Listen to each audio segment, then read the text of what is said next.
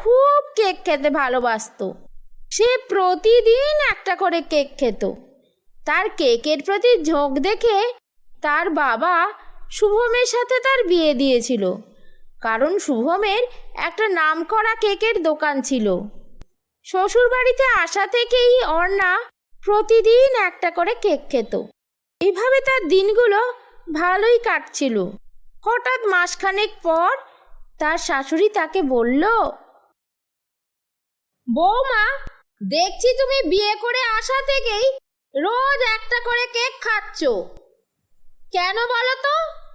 তোমায় তোমার বাবা মা বলেনি রোজ রোজ ব্যবসার জিনিস খেতে নেই, এতে ব্যবসা লাটে উঠবে? মা, আমি তো একটা করেই কেক খাই, এতে আর ব্যবসার কি এমন ক্ষতি হবে? আমার বাবার রেস্টুরেন্ট থেকে তো রোজ আমাদের বাড়িতে খাবার আসে। আমার মাকে সন্ধ্যের পর থেকে আর কোনো রান্না করতেই হয় না। হ্যাঁ, বাপের বাড়িতে ওইসব দেখেই তুমি উচ্ছন্নে গেছো।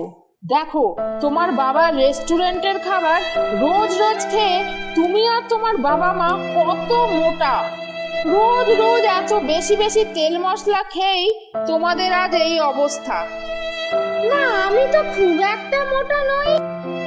মোটা নও? তোমার মতো বয়সে আমি তোমার চেয়ে রোগা ছিলাম। দেখো, রোজ রোজ কেক খেলে কেকের বাটারে তোমার মেদ বাড়িয়ে দেবে, তার উপর সুগার হয়ে যাবে। তাই মাসে একবার করে কেক খাবে, রোজ রোজ কেক খাবে না।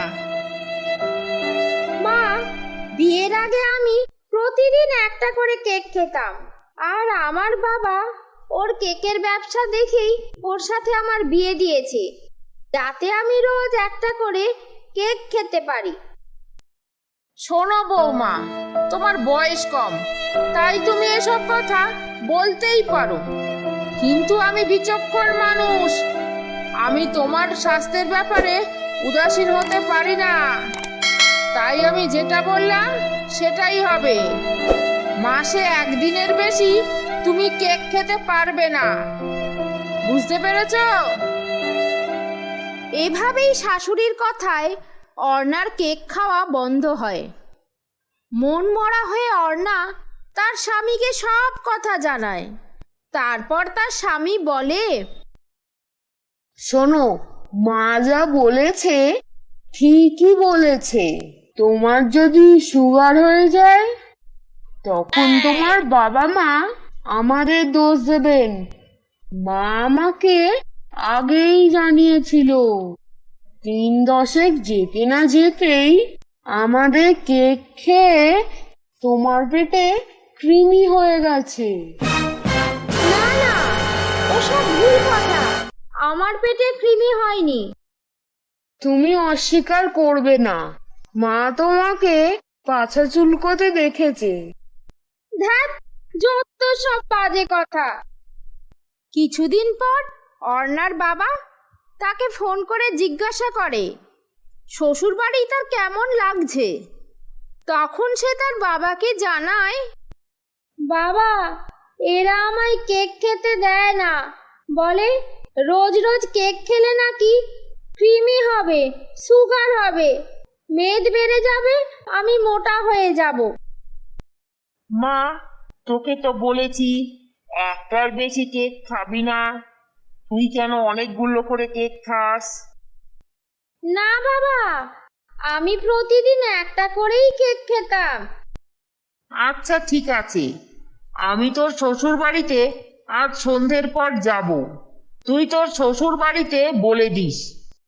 এরপর অর্ণার বাবা অর্ণার শ্বশুর বাড়িতে এসে জানায়, বাবা শুভম, তোমার শাশুড়ি মা খুব মোটা হয়ে যাচ্ছে তো, তাই ডাক্তার বলেছেন সকাল সন্ধে 2 কিলোমিটার হাঁটতে। সকালবেলা তো আমি ওর সাথে যেতে পারি, কিন্তু সন্ধ্যাবেলা তো আমার একদম টাইম হয় না।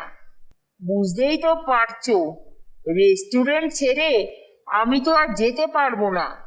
তাহলেই তো আমাদের কর্মচারীরা 6কে 9 আর 9কে 6 করে দেবে।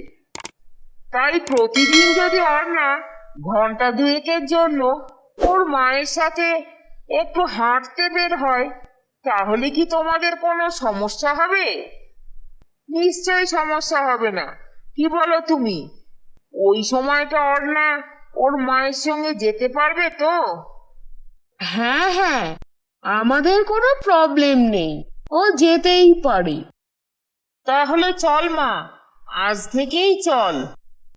বাড়ি থেকে বেরিয়ে অর্ণার বাবা অর্ণাকে বলল, মা রে অর্ণা, তুই প্রতিদিন তোর মাকে নিয়ে তোদের কেকের দোকানের অপোজিটের দোকানটা থেকে কেক কিনে খাবি।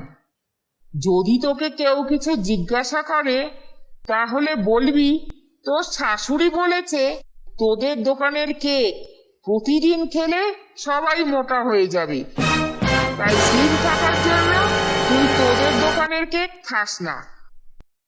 হ্যাঁ গো বাবা, কোনো প্রবলেম হবে না তো? প্রবলেম হলে তোর বাবা তো তোর সাথে আছে, তোর চিন্তা কোথায়? এরপর অর্ণা প্রতিদিন তার শ্বশুর বাড়ির কেকের দোকানের অপোজিটের কেকের দোকান থেকে কেক খেতে লাগলো। কয়েকদিন পরেই শুভমের চোখে পড়লো ব্যাপারটা। সে দেখলো তার স্ত্রী তার অপোজিট দোকান থেকেই কেক কিনে খাচ্ছে।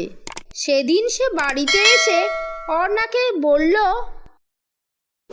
তুমি আমাদের অপোজিটের দোকান থেকে কেক খাচ্ছ কেন? তোমার আর তোমার মায়ের তো তোমাদের দোকানের কেক খাওয়াতে আপত্তি আছে, অন্য দোকানের কেক খাওয়াতেও যে আপত্তি আছে সেটা তো জানতাম না। বৌমা, তোমায় বলেছিলাম মনে নেই? আমাদের চিন্তা তোমাকে নিয়ে, তাই যেখান থেকেই হোক তুমি যে এত কেক খাও তার জন্য ক্রিমি আর সুগার তো তোমার হবেই হবে, তাই না? তোমার ভালোর জন্যই বলছি, তুমি আর ওসব খেও না। ছোটবেলা থেকেই আমার মেয়ে প্রতিদিন একটা করে কেক খেত, কই কোনোদিন তো ক্রিমি বা সুগার কিছু হয়নি। তাছাড়া আমার মেয়ে তো অনেক মিষ্টি খায় না, ও তো লিমিটেড মিষ্টি খায়। তাতেও যদি আপনাদের আপত্তি থাকে তাহলে আমি আমার মেয়েকে আমার বাড়ি ফিরিয়ে নিয়ে যাচ্ছি। আপনাদের বাড়িতে ও আর থাকবে না। মারে, তোর জিনিসপত্র গুছিয়ে নে, এবার থেকে তুই আমার বাড়িতে বসেই প্রতিদিন একটা করে কেক খাবি, চল। না না বাবা, আমাদের ভুল হয়ে গেছে, ওকে আপনি নিয়ে যাবেন না। হ্যাঁ বৌমা, তুমি যেও না, তুমি এবার থেকে রোজ বাড়িতে বসেই একটা করে কেক খেও। আমি কি আর জানতাম তুমি ডেলি আগে কেক খেতে, এখন জেনে গেছি, আর আপত্তি করব না, তুমি প্রতিদিন কেক খেও। বাবা, বৌমা চলে গেলে বৌমার সাথে সাথে বিয়ের যৌতুকগুলোও চলে যাবে, দরকার কি বাবা? এর চেয়ে ভালো প্রতিদিন একটা করে কেক বৌমার পেটে যাক।